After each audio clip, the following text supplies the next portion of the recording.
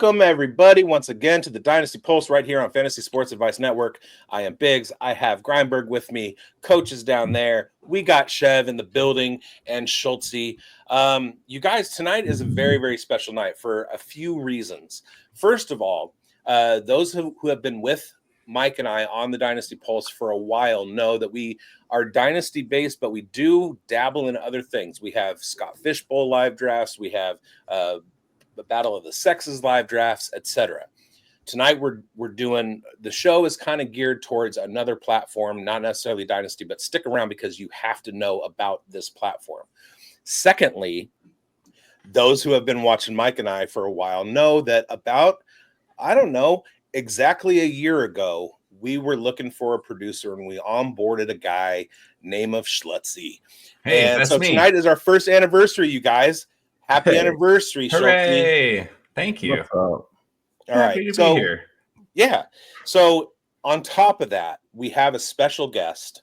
And without this person, this likely wouldn't be happening right now. See, a while ago, Mike and I got together. We were podcasting and everything, and we both got hooked up with Player Profiler. Through Player Profiler, we got hooked up with Bradley Stalder. Bradley Stalder decided that he was going to have us put this show on Fantasy Football Plus, and we're ever grateful to Bradley.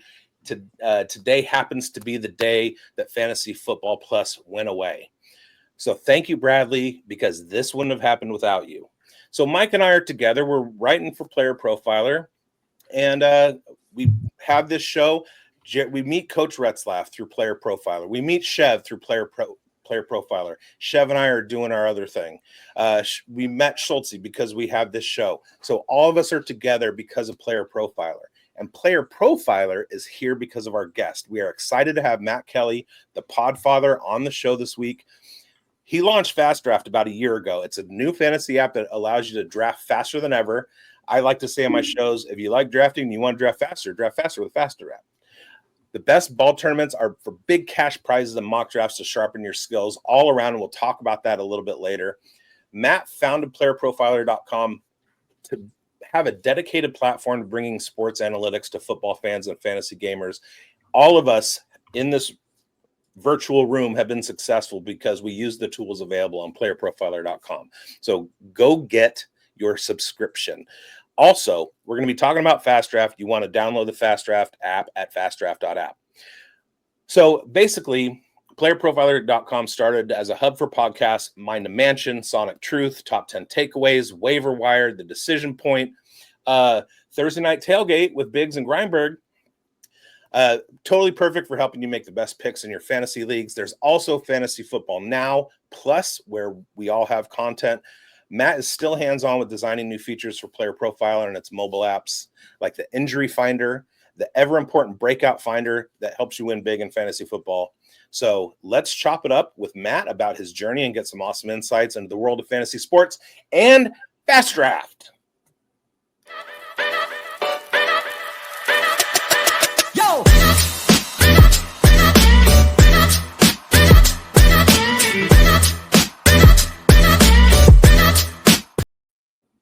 Matt Kelley, what is up? That's a great introduction. Wow. I'm honored. That was really nice. Welcome to the Dynasty Pulse, Matt. I think bigz did a pretty awesome intro. He told a lot about what you're doing right now, but continue that torch. We're going to pass it on to you. Tell us everything that you've got going on right now. I know Fast Draft's a huge focus for you right now, so tell us about it. Yeah, I mean, we're gonna talk some football here today. That's first things first, is we love football. And you know, I built Player Profiler because I was collecting all this data for the podcast and decided I should just put this out there so everyone can see it, because I set it up so, like, you know, basically Player Profiler was designed to help someone podcast, look up players on the fly and get some stats you can talk about on the fly. And when you watch like a show like the Mind a Mansion show or something like that, you can see I'm doing that on the show. I'm pulling up the player as we're talking about him. I'm pulling him up on the screen. And that just sort of kind of worked out. That it turns out the way that a podcaster might want to look up players and consume fantasy data is the way that most people would. So that made sense. And then, recently we rolled out this Fast Draft app because people love fantasy, but there's been so much innovation in the pick'em space and with betting, but fantasy, it was a little bit left behind. And I was always thinking, man, there's got to be more that we can do with best ball. So we rolled out this Flex 4 game where you draft any 6 guys, the top 4 into your lineup every week. So you can draft in like 6 minutes. You can put together like 150 teams, a whole portfolio of teams.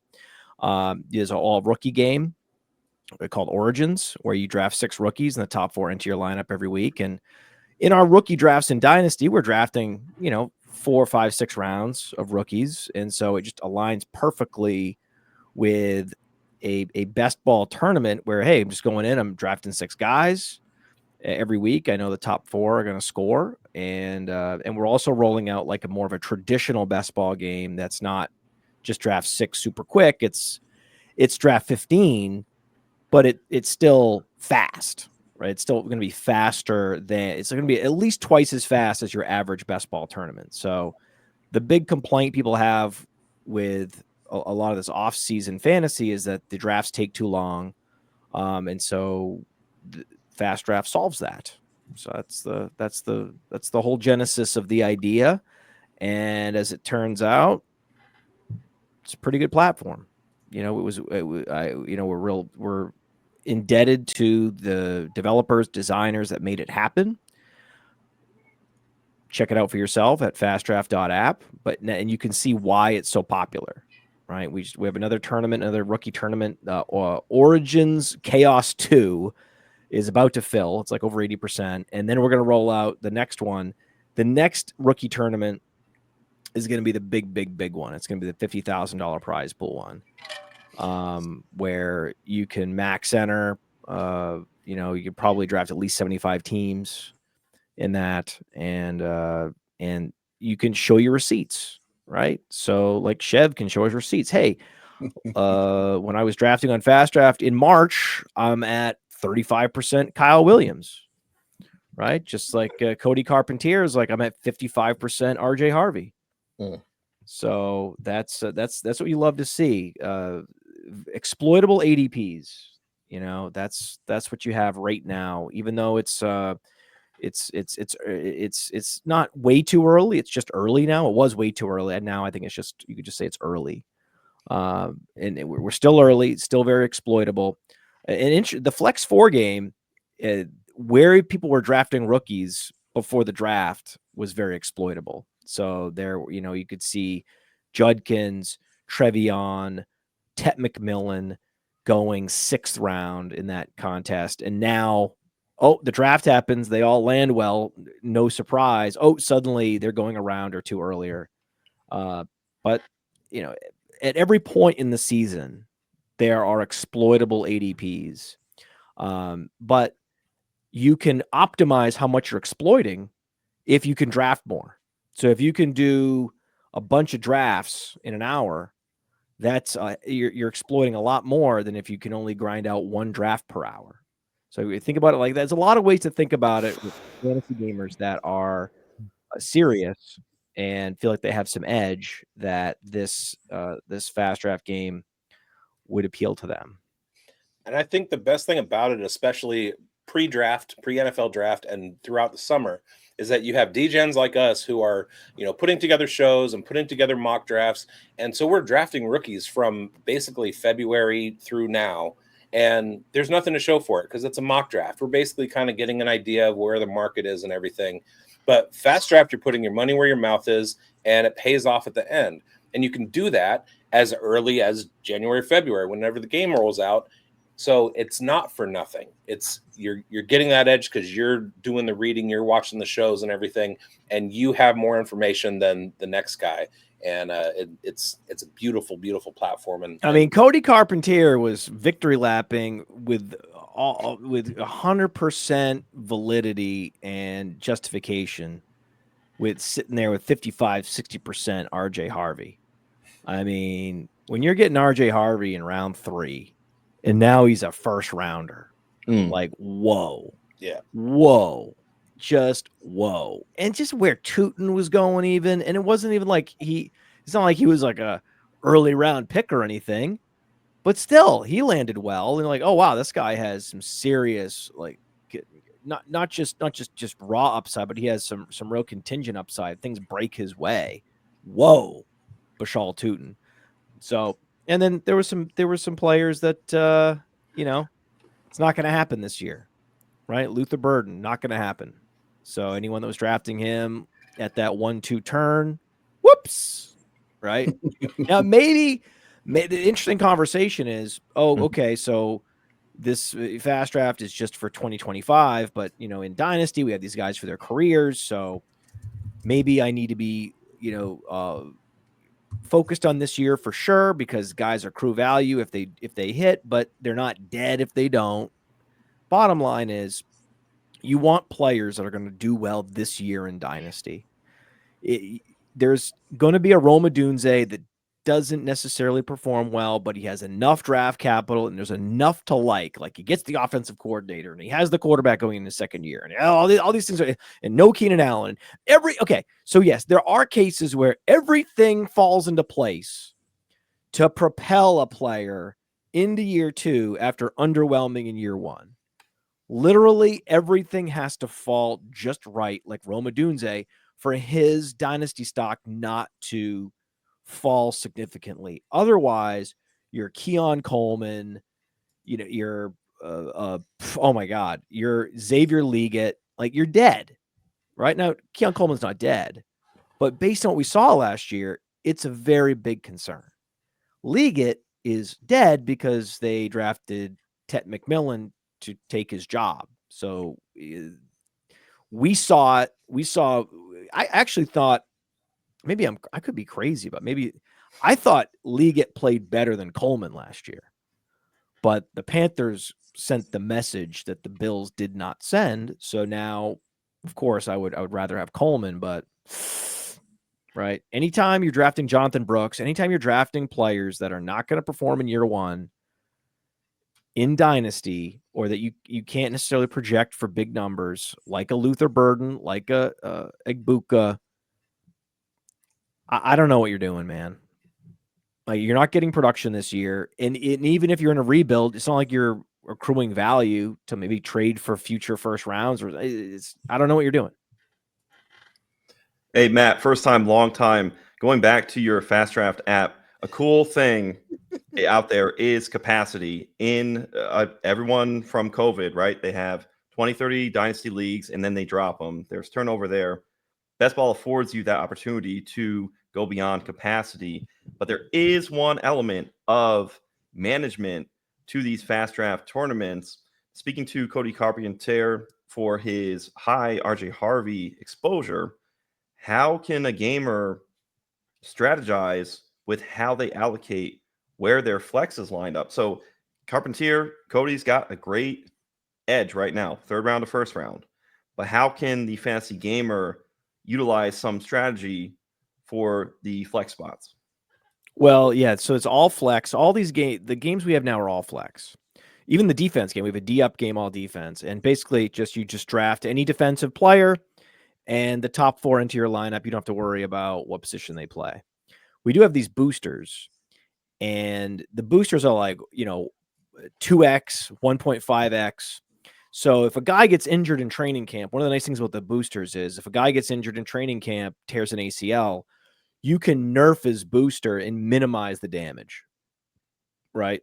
Or if a guy that you drafted in the 6th round, suddenly he's elevated throughout training camp, you can tag him with a higher booster because the boosters don't lock until the season starts. Yep. So that's a nice little element. It's all optional. The boosters get set as soon as the draft happens, then you can tweak them as you go. So what Cody can now do is he can go and look at some of these teams that were Harvey was defaulted to a low booster because he was a 3rd round pick, maybe even a 4th round in some cases. And he can go jack the booster up. He can even have a couple RJ Harvey in the number 1 booster chair. And now he's even more unique because, there's other people that drafted Harvey but maybe they didn't have the foresight to go jack the booster up. So he might be up against, let's say he's he's in the standings. It's late in the season and he's up against a bunch of other RJ Harvey teams. Right? That makes sense. Yep. But they might have had him at a lower booster level than Cody did because he went and he had the foresight to go tweak those boosters before the season started. So that's an extra little strategy element that I think is interesting. Not enough people took advantage of it last year. So, for example, most of the top teams in the Flex 4 game, they had Saquon Barkley. They drafted Chase Barkley. That was the common start to those that were in the top 5 in the standings last year. None of those people in the top 5 flipped their booster and put Barkley at 1. They all had Chase at 1. Yeah. If anyone had flipped their booster, they would have won the tournament. And that would differentiate the chop. It would have, it just would have been the difference, right? So if let's say if I have multiple, like last year, if I had multiple Chase Barkley teams, it would be optimal for me to mix it up, to have some with Barkley in the number 1 booster and some with Chase in the number 1 booster. And it's probably better. You're better off putting more Barkley than Chase because you're more unique that way than everyone that's just sticking with, okay, my first round guy is my top booster guy. Well, that again, that didn't work out exactly that way last year when you looked at the teams. And so it's interesting to see this year who's going in the second round, who could be that player this year. So if we look at at a Flex 4 draft that just happened, okay, so Flex 4 draft just happened like an hour ago, and in the second round we had Brian Thomas, Ashton Genty. Ashton Genty still went at the 202. That's too late. Okay. So if I'm the person who drafted, let's see what they did. So it's 10-person drafts. So this person took Nico Collins at the 109 and then Ashton Genty at the 201. Okay. He should probably put Genty in the number 1 booster. Just on principle, I think this guy's going to score more fantasy points than Nico Collins now. Right. But talk about exploitable. This is after the draft and Genty's still going second round. That doesn't make any sense. So the conversation I think is between Genty and Gibbs. Wherever Gibbs is going, that's where the conversation should be. Right. I mean, are you guys with me on this, or do you think Genty's clearly behind Gibbs? I think there's a clear case that there's Barkley, Robinson, Genty is like very difficult to detangle the big 3 running backs. Yeah. Well, he's usurped Devon Achane in plenty of formats too. Oh yeah, dude, of course. I mean, Genty, what do you think is going to happen? There's no one there other than Dylan Lobby and Sincere McCormick. Get out of here. I mean, it's all teed up, man. They don't have that many receiving options, right? They have a tight end who's epic, great. They have a very good possession receiver, and that's the list. So he's going to catch a bunch of passes. He's going to get all the carries. He might lead the league in like carry share. Usually running backs drafted that early do. Yeah. I mean, look at Saquon Barkley in year 1. Look at all these guys. I mean, Trent Richardson had a breakout season in year 1 because the Browns just fed him all season. What receiver would you threshold Genty towards? So let's go cross position. I would only take Jamar Chase over Ashton Genty. I would take basically, if it were me drafting, and I can't draft in the flex, obviously, in Flex 4, I would have 4 running backs in my top 5. It would be like Barkley, Bijan, Chase, Genty, Gibbs. Like that's my list. And then like Jefferson and Lamb and Neighbors, but that's my list. I would want those running backs. Those are the maximum upside running backs. And then it's interesting. Like after that, I think it's McCaffrey, right? So where do you take McCaffrey? Where do you take Henry, Achane? I think it's interesting. I think McCaffrey still is the upside play in these tournaments. I mean, if he's healthy, then he's by far and away, he's going to finish top 1 or top 2 as a running back, handling his normal workload. And there's just Jordan James and Isaiah Garendo, or Isaac Garendo, excuse me, to the Garendo lineage, no disrespect intended, for him to contend with. So there's no one to contend with if he's healthy. So I totally agree with that point. I mean, in this draft just happened. Doesn't make sense. Judkins and Henderson went after Waddle and Godwin. And David Montgomery,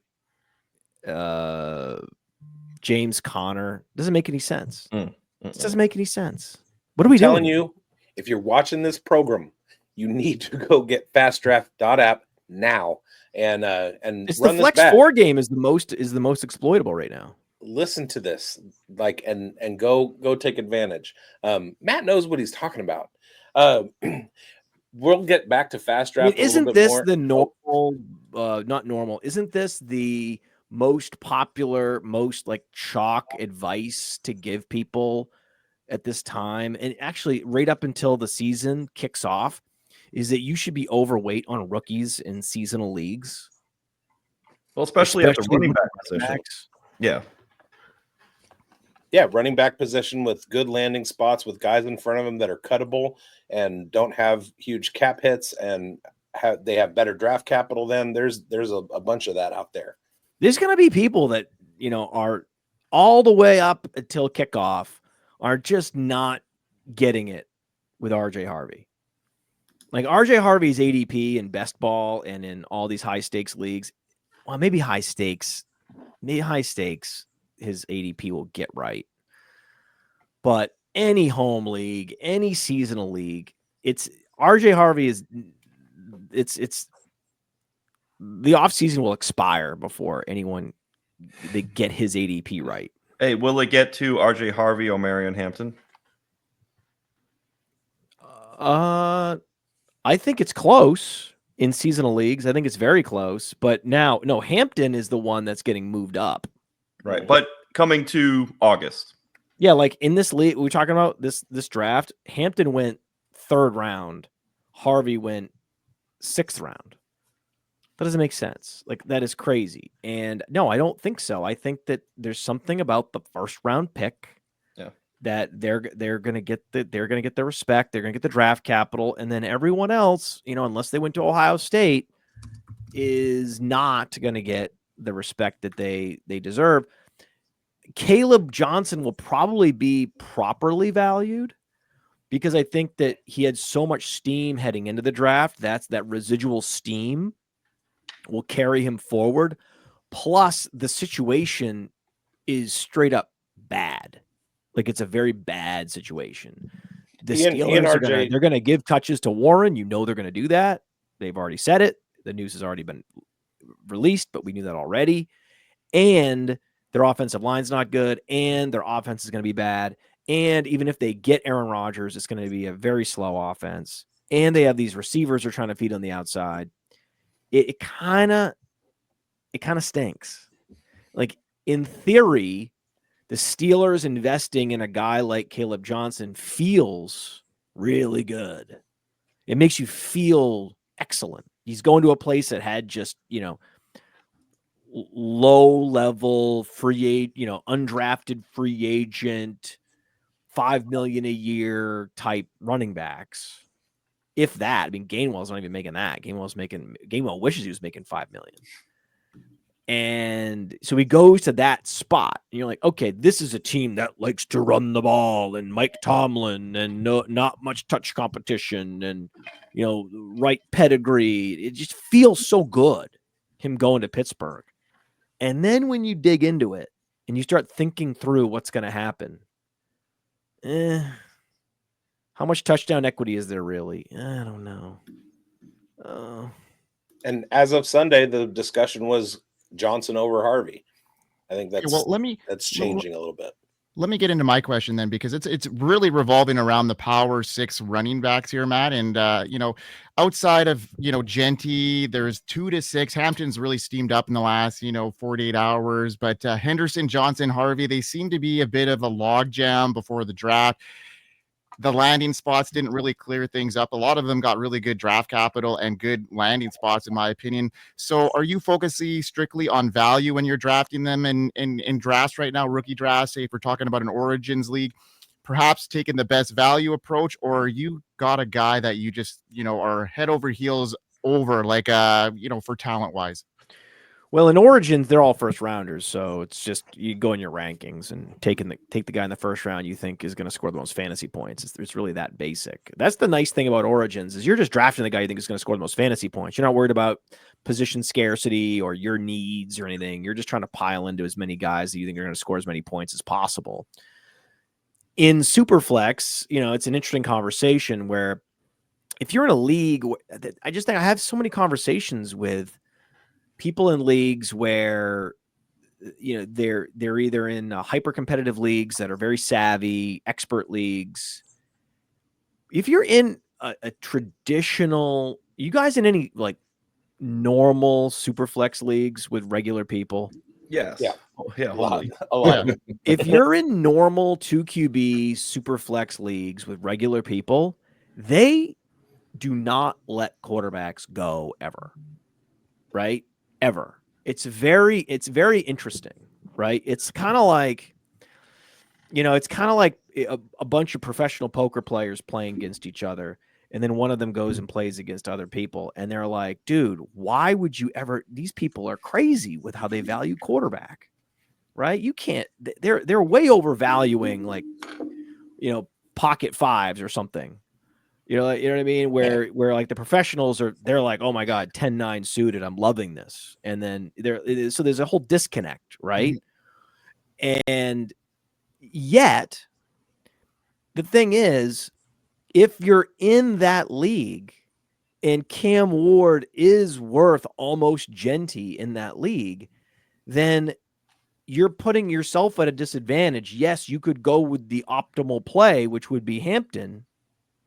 But actually, you're better off going Ward because that league can be exploited because they overvalue quarterback, because everyone in that league is terrified.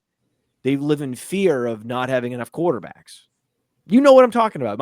Am I crazy? No, that'd be trade value. Yeah, I mean, there are leagues where people live in fear of not having enough quarterback, and they get steamed up and they go 101, 102 in every draft. And then there are leagues where, like, I was in a league, an expert league, the year of Kyle Pitts and Jamar Chase and ETN. Is that the same? Is that was that Cam Akers? It was Akers, Dobbins, JT.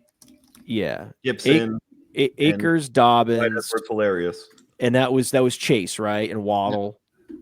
Right, that was all the same. I get those two class years. I get 2020 and 2021 mixed up sometimes. So anyway, I was in this draft, and Herbert and these guys are. Was that the Herbert year? Was it 2020, Herbert, right? Herbert Love. Yeah, Herbert slipping. Right, Herbert's falling. I think it was like.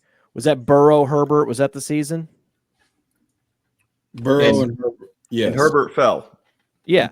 And so that year I remember Herbert and Tua, they were falling. And it's like, wait a second. In expert leagues, they were waiting to pick these guys. And I'm like, okay, that's cool. Like, I guess I have to take Herbert here, and I will, even in an expert league. I think I'm going to take Herbert.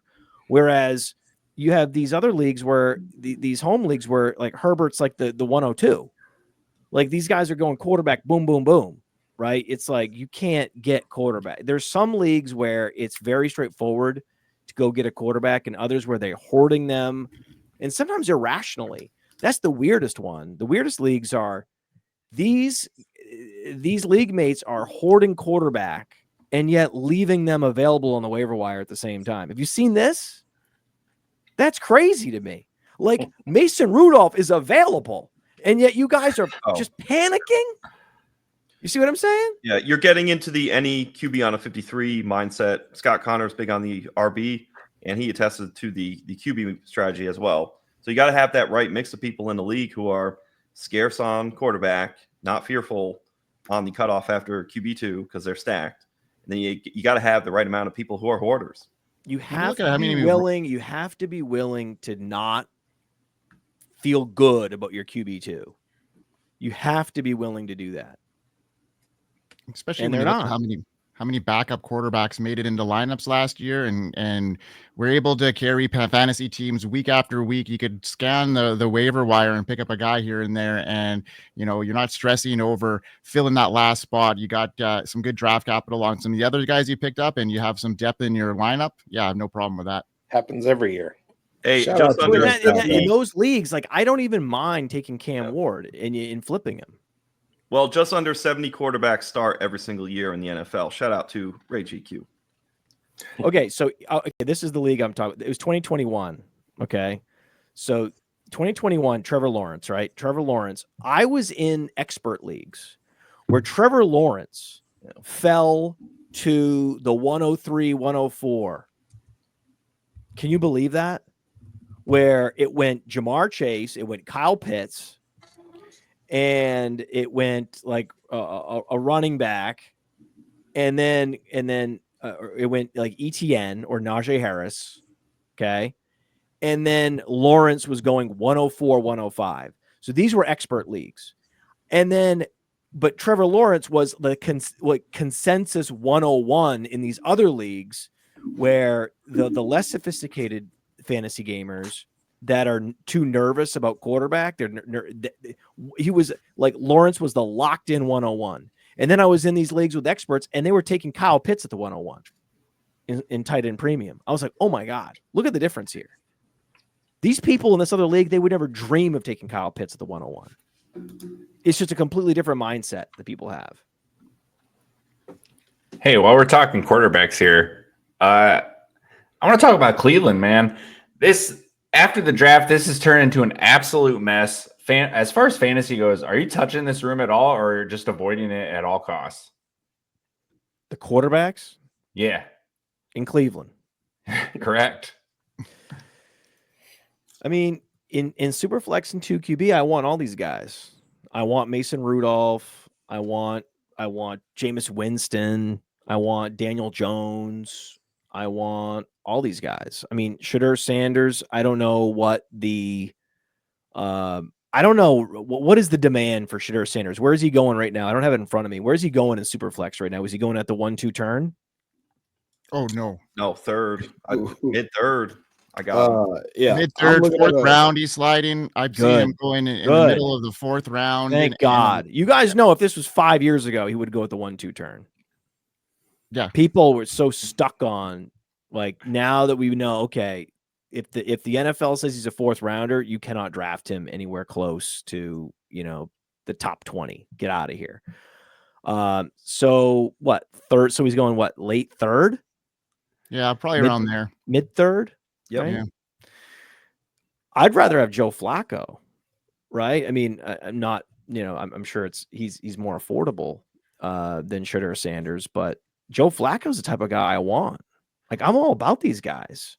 This is I am happy to be weak at QB2 in Superflex and 2QB. It's one of the great advantages to have. It's one of the great exploits in all of fantasy. I just talked about it. So many people are in so many of these leagues are just remember that draft I was talking about? People drafting Zach Wilson in these leagues over Jamar Chase. That's a thing that happened. Oh no. That's what I'm talking about. You guys don't remember this, do you? Oh, he got steamed up big time. You guys do not remember this. Yeah. I'm telling you, in these, yes, again, in expert leagues, no, that was not happening, right? If you're in super sophisticated dynasty leagues, no, that wasn't happening.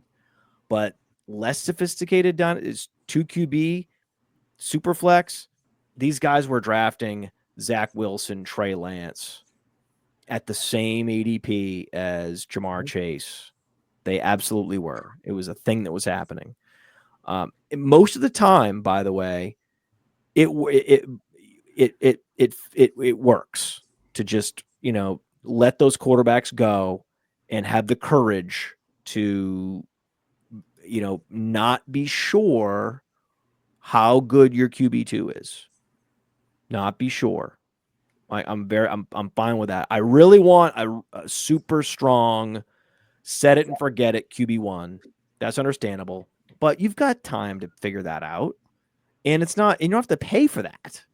It's not like that guy's that expensive, right? How many quarterbacks are there that aren't that expensive in Superflex and 2QB that you can set your watch by? In the last 2 years, Trevor Lawrence was very attainable. I would feel fine. I'd feel great about Drake May as my QB1. I don't think necessarily Patrick Mahomes is like inexpensive or anything like that, but CJ Stroud, perfectly fine. I mean, Jared Goff is about as secure as it gets. I wouldn't feel bad at all about having Jared Goff as my QB1. How about this? How would you guys feel? What if someone said their QB1? Oh, Purdy. That's the one. You could I just post up Purdy in my QB1. There's no risk to that. It's beautiful. In fact, there's upside with Purdy. If their defense is as bad as it was last year, then Purdy's going to be airing it out. So you have Purdy at my QB1, and then I'll mix it up. I'll figure it out with QB2, right? We're going to do some Tyler Shuck maybe, or maybe in this game I'm playing, maybe I already picked up Baker Mayfield 2 years ago when he was a nothing burger. Bryce Young last year. Yeah, or you picked up Bryce Young off the scrap heap or whatever, man.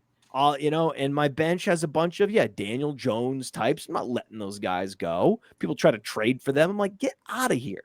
You're not getting a quarterback from me in a throw-in. So these guys that are hoarding quarterback at the top are doing it wrong in Superflex and 2QB. You need to hoard quarterback at the bottom. That's the way to win. You need to have a Daniel Jones and don't let him go. Have a Sam Darnold and don't let him go. Now you can let him go now, right? You can let Sam Darnold go now. Now's the time to let him go, but not Daniel Jones. Like, no. Yeah. Let's wait. Let's wait until something happens with Anthony Richardson. Daniel Jones has a couple big games. Then we can talk. But until then, no. He's under. Like, that's probably the last guy that anyone's going to be able to get from me. You're not going to get cold, dead hands. You're going to get my Daniel Jones. Well, you can flip Sam Darnold now since he got the contract security. Absolutely. Sam Darnold, flip away. In fact, he's already gone. Yeah. He's already gone. You've already traded all your Sam Darnold. That's long gone. But, like, you don't want to let anyone steal your Bryce Young now or steal your Daniel Jones now before you get the pop. Even like I don't think Mason Rudolph's going to get a pop, but Mason Rudolph has two really good outside receivers in terms of X receivers. It's interesting. And then guess what? Guess who else is going to have weeks? You know he's going to have weeks. Will Levis. You laugh. I know you laugh. And people were laughing about Daniel Jones 4 years ago, and you're going to have this pop from Daniel Jones. They were laughing about Sam Darnold. They were laughing about Baker Mayfield. Laugh it up. What I say is laugh it up. It's where it's where we've had this conversation. We had this conversation before. Am I into reruns with this show? I didn't know that. It's deja vu. I think it's a very good conversation. It's an outstanding key to victory. I've been personally harmed, and I'm bringing a class action suit against Will Levis for what he did to my fantasy teams and my personal fandom in 2024. So if you want to get a part of that, you can still do it and then still have him on your fantasy team. We have yet to see Will Levis behind an offensive line with good receivers. If that happens, like what happened with Jared Goff, then it could be a whole different Will Levis that you see back there. And you're going to eventually have to just come to Jesus and be like, okay, we didn't exactly set Will Levis up for success in Tennessee. I don't even like the guy. I'm not a Will Levis I will guy. fully capitulate if I can get some sort of value for Will Levis in the manner in which you spoke for Daniel Jones or Sam Darnold. We've seen it. Hopefully, it's not a dead cat. Can you believe where we're at with Geno Smith right now? I mean, talk about a laughing stock. Hey, you get punched in the face by a teammate, it makes people start to question their decisions and stuff. But He's parlayed that into like $180 million in contracts. So good for him and good for Biggs. I'm sure he's absolutely thrilled having him as the quarterback and not Shedeur Sanders. Over the moon. But speaking of, yeah, dodged a bullet there, huh? A lot of these Speaking of teams dodged players- one, man. The Giants really dodged one. Sweated for 3 days. Woo! Raiders dodged one. speaking of players that are potentially getting rejuvenized, I would like to ask you, who are some of the guys that are getting that like the biggest risers from draft weekend to now in the fast draft ADP, particularly origins. Tyler Shuck, dude. Yeah. Tyler Shuck, RJ Harvey. Yeah. So let's look at the latest draft. Draft just happened like 2 seconds ago. Drafts are ripping like crazy on fast draft right now. So Tyler Shuck, not a first round. Okay, so Emeka Egbuka goes at the 110 before Shuck. That's not right. Dart goes before Shuck. I don't agree with that. Shuck does not get drafted until the 209 behind Colston Loveland. This is what I'm talking about. That's so exploitable. What are we doing here? He went behind Jaden Blue. He went behind Jaden Higgins. Trey Harris actually is in line for some opportunity this year. I love Trey Harris this year. I love Trey Harris in general now. Yeah. So, okay, at least he went before Luther Burden. But, I mean, I think some people just assume that these ADPs correct right away. They don't. Beautiful. They don't correct right away. As I enter into another fast draft. Brashard Smith went at the 309 after Devin Neal. I mean, okay. Fine. I mean, things could go very well for Brashard Smith. I mean, incredibly well.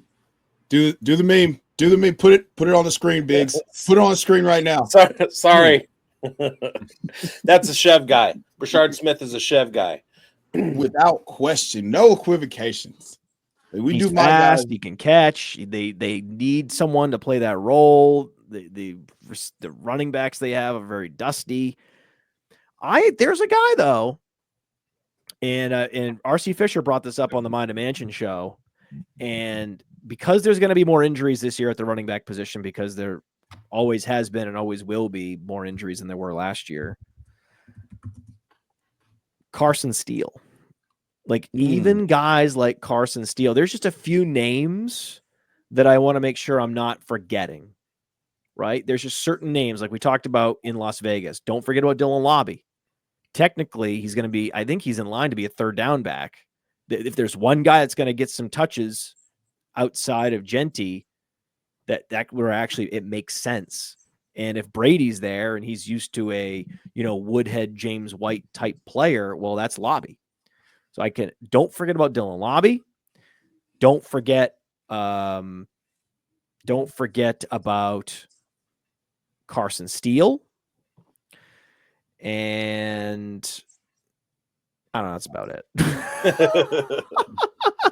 Oh, well, now I was going to say Isaiah Davis, but I think even though they said Breece Hall was on the block before the draft, I think that was just, posturing before the draft, trying to figure out their draft board, saying, hey, you want to trade for Breece Hall? That helps us figure out our draft board. But don't forget about Kenny Gainwell.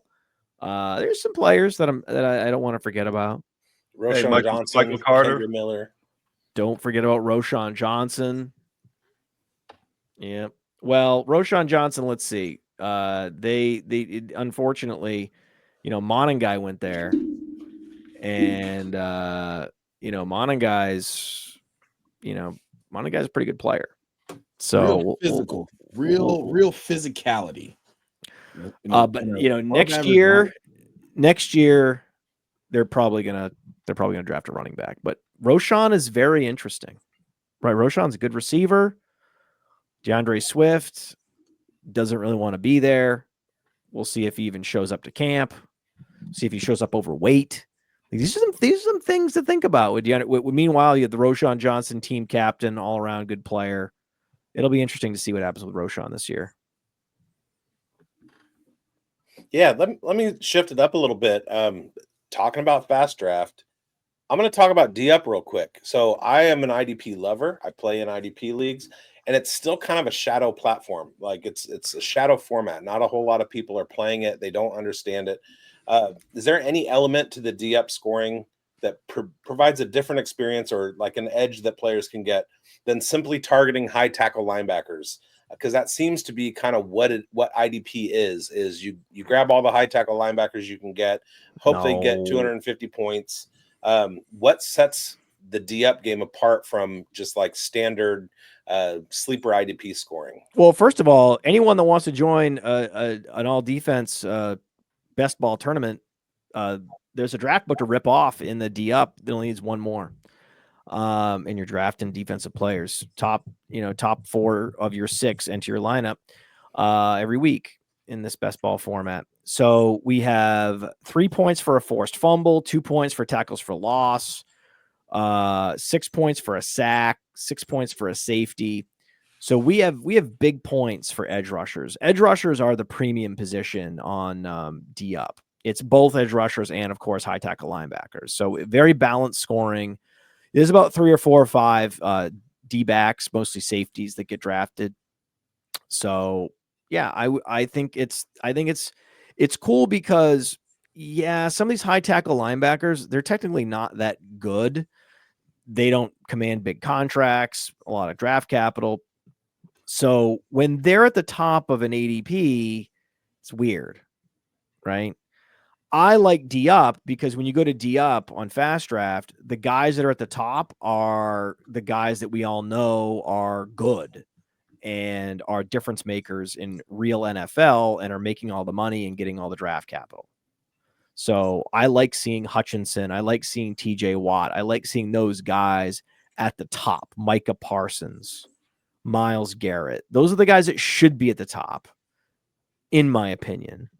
And it just so happens that the scoring is such that those guys are at the top. I think the first linebacker off the board is Zaire Franklin. Yeah. Tackling fuel. Yeah, Zaire Franklin's a tackling machine. Boo to the it makes sense. He's great. He's very good fantasy defensive player, but not as exciting as strip sacks, tackles for loss, stuff from a Max Crosby. So going back to origins and the rookie on the offensive side of the ball, Matt, can you tell us who is significantly undervalued and whose market do you think is just overheated completely? So divergently, who should be going in opposite directions? Right now, there's a player who's too high and a player that's too low. Who stands out? So we just talked about the draft just happened while we were talking. And this is the first draft. We have RJ Harvey going ahead of Tet McMillan. So that's interesting. Oh, wow. Tet McMillan's going to be a monster this year. So I would not sleep on Tet McMillan. Tet McMillan is teed up to be, he's everything you want, all the production you want, early in your career, late in your career, consistency. And he found an NFL team that wasn't buying what Todd McShay was peddling. This a weak at the catch point nonsense. I was a sucker for it. I thought that's what teams were thinking about poor Tet McMillan. And so I fell for the banana in the tailpipe on that. But it's almost always going to be running backs. Like in this particular draft that just went off, only Scadaboo was the only running back to go second round. Rest of it was, Shuck and Trey Harris and Higgins and all these guys. I think that Jaden Blue is going to be very interesting, and he's a guy I'm targeting. I don't know. Chev, who would you rather have right now, Blue or Smith, Brashard Smith? Who would you rather have? Me personally? In fantasy. That's the wrong guy, this question. Yeah. It's Brashard Smith. But you agree, Blue maybe has an easier path to touches, right? And that's where you were at with Rico Dowdle too, because you were the one holding the flag for Rico Dowdle for a while. Well, so the interesting thing here is you've got the role that they've been trying to fill with, with various players outside of Jerick McKinnon since Jerick McKinnon left. I mean, they were looking for guys to be able to catch passes. Like they throw it to Kareem Hunt and he would like fall down and maybe, kick somebody on the way down. Isaiah Pacheco just wasn't very good, when he came back from the tibia injury, tibia or fibula. I can't remember which one it was, but he just wasn't very good or efficient. So, and then there's Carson Steele, and then there's Brashard Smith, who represents all the things that they need. And that offense functioned at an elite level when Jerick McKinnon was catching passes out of the backfield. He won people fantasy championships. And this is almost a one-to-one comparison in terms of what his abilities are and what's missing from the backfield in that offense. So I personally understand why people say Jaden Blue, but I mean, they've spoken lovingly about how Javonte Williams fits in Clayton Adams' gap scheme and how Miles Sanders can really play and he's earned his stripes and all that stuff. So I'm going to believe that they're not just going to cut those guys or not give them touches in year one, unless Jaden Blue just blows everybody's socks off. Okay. I like it. And how much? I like it. How much I like it. I varied? think it's close. I think it's very close. It definitely is close. Yeah. I'm not saying that there's a vast chasm when it comes to who does what, but I think that for me, I've been, after watching Brashard Smith's film and almost like drooling at different points of it, I can't get off the fact that he's with one of the best quarterbacks in the best ecosystem in a role that they struggled to replicate without a type of back like a satellite back like Jerick McKinnon. Jaden Blue has pretty good tape too. But okay, so 5th round. Okay. Fast draft origins just happened. This just happened. Touchdowns are a big deal in fantasy football. Am I right? Correct. Yeah. So let me talk. Go Points through are this. good. Let's do Points the are thought good. experiment. Who's going to score touchdowns here? You ready? So it goes top of the 5th round. Harold Fannin, Savion Williams, Isaac Tesla, Ty Felton, Taj Brooks, Jordan James, Pat Bryant, Trevor Etienne, Torrey Horton, Gunnar Helm. What player doesn't belong in the 5th fucking round?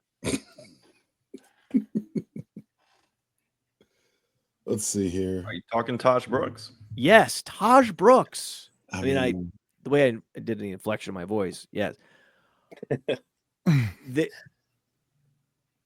I can guarantee you that the Bengals are very happy that they have Taj Brooks, and they're going to be very happy when they see him in camp, and they're like, okay, this is a guy that we can plug and play in a lot of different situations between the 20s and potentially at the goal line.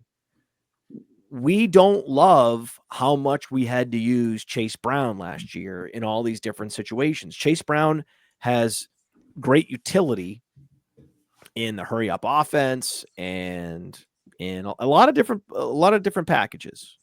But Taj Brooks is going to have a role in what was the top scoring passing game last year, and one of the highest scoring offenses with one of the worst defenses. Taj Brooks is an incredible pick. He is the best pick in all of Dynasty right now in rookie drafts. I don't think it's close. The upside, the contingent upside, I'm not even talking about an injury, right? Contingent upside for DJ Giddens is incredible, right?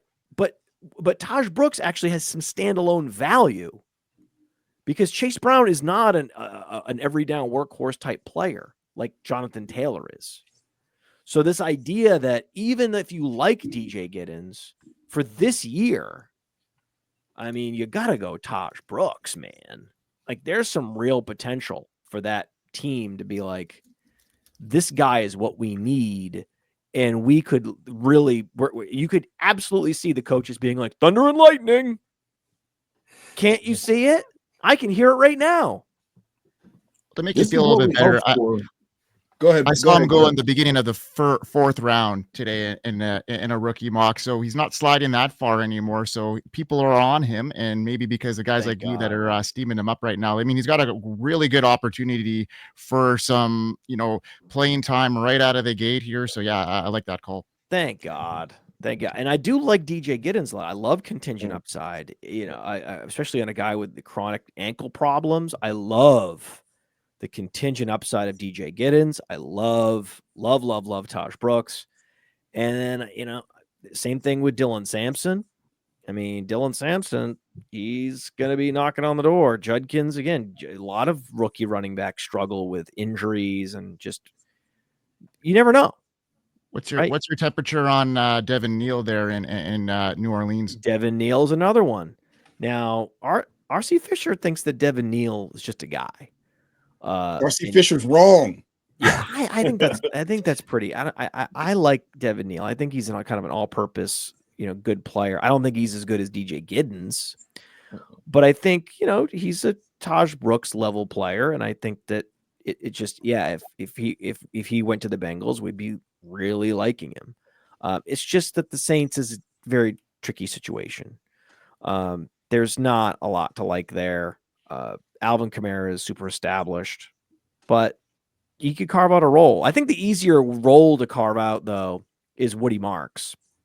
Like, Mixon has no business, you know, playing on the outside, playing on third downs. It's over for that. Like, they need to just use him between the tackles and call it a day, and then find someone else that has more dynamism in these other elements of the game.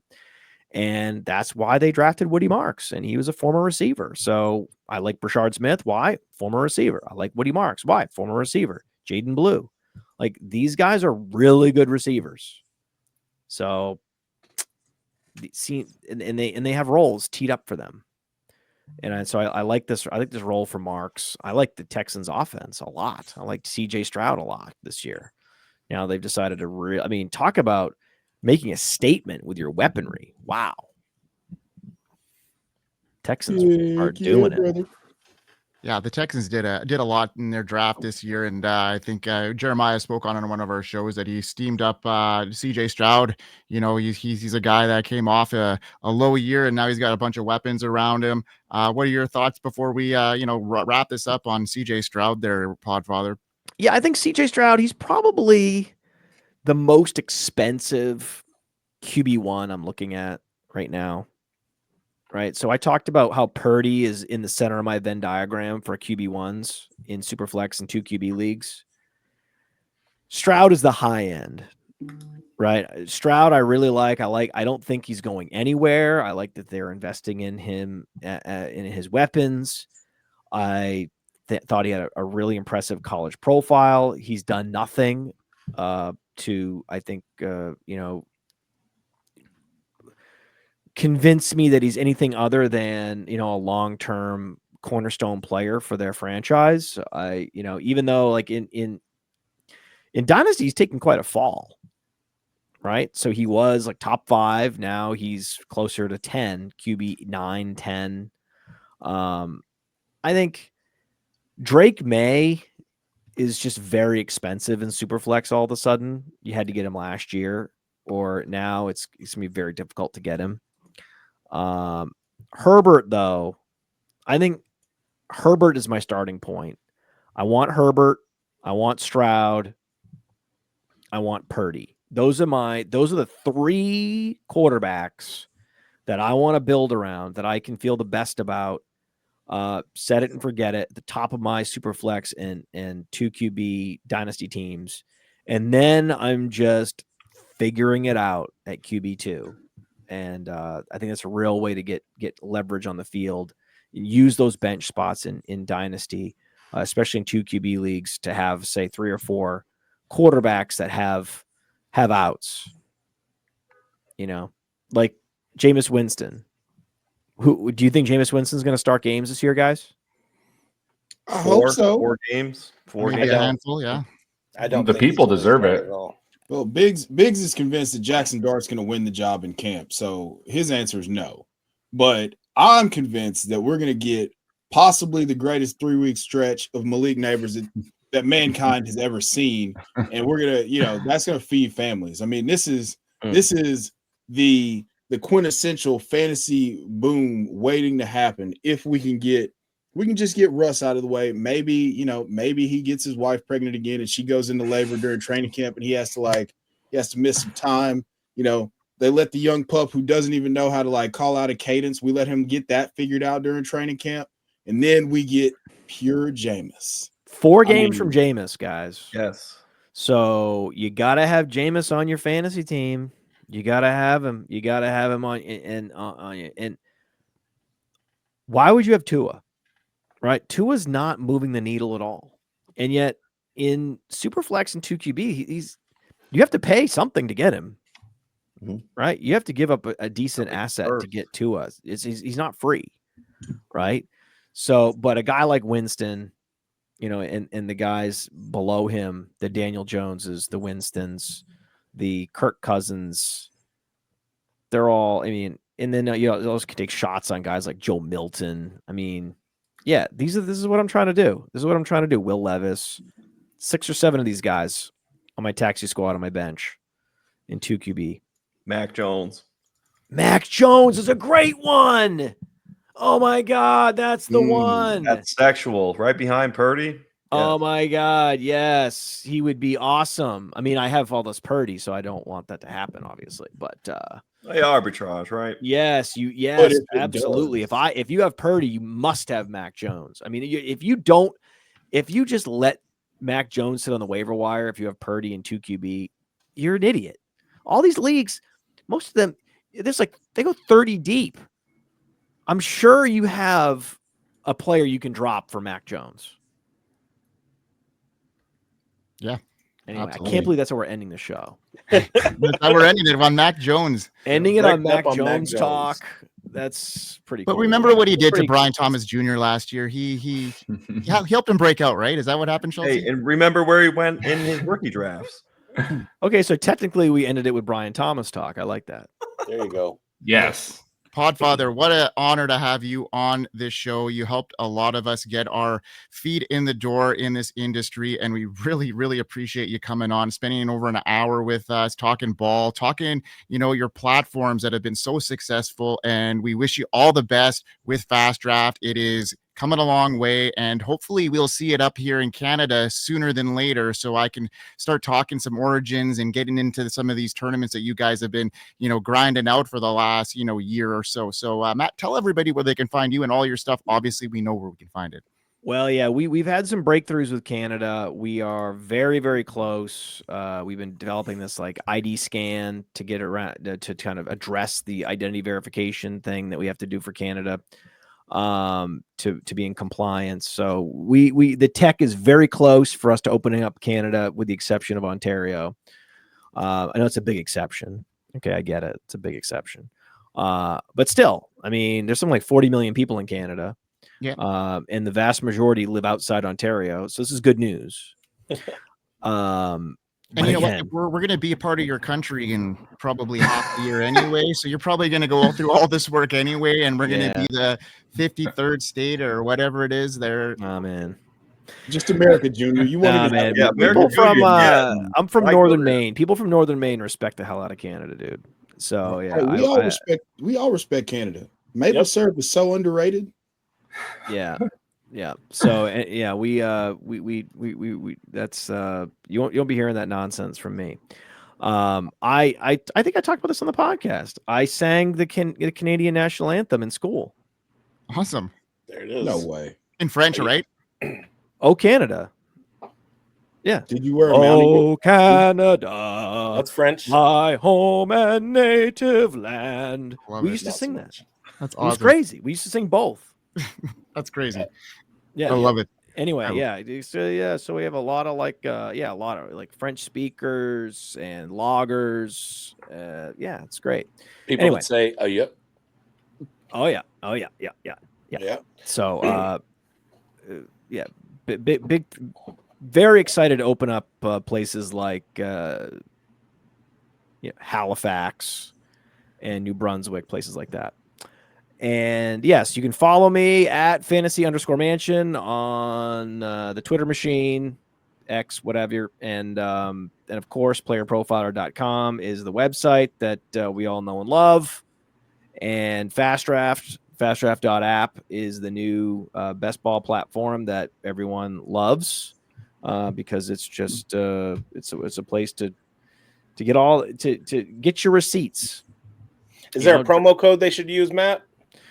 You can. Well, I mean, I don't know. Don't you guys have some promo codes here? There's probably a promo code bigz or a promo code Chev. Yep. I'm sure there's a bunch of promo codes you could use. Chev 90. Use that promo code. Chev. Okay, let's use that one. We'll use Chev 90. Everyone use Chev 90. You get a $50 deposit match with Chev 90. That's the code to use.